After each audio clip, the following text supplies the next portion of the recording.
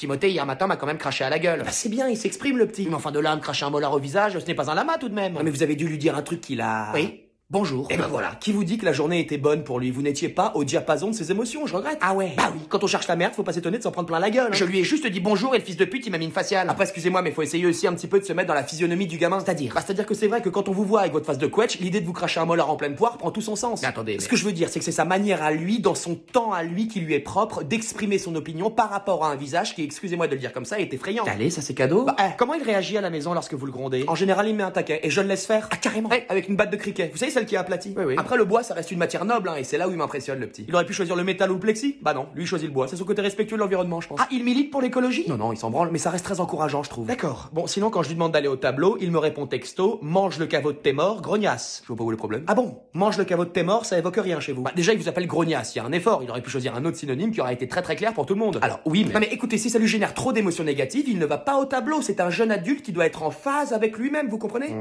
Sinon, depuis une semaine, il vient en classe avec une batte de baseball quand même. Vous voyez, vous n'écoutez pas ce que je vous dis, c'est fou ça, plaît-il? Alors, pour la deuxième fois, ce n'est pas une batte de baseball, mais une batte de cricket. Ok, allez, rien en tirer. Qu'est-ce que c'est que ça? Est-ce que vous pouvez m'expliquer pourquoi est-ce qu'il fait des drifts dans la cour avec une Peugeot? Il a exprimé son envie de drifter et je n'ai pas eu le cœur à aller à l'encontre de sa décision, donc oui, il drift. D'accord.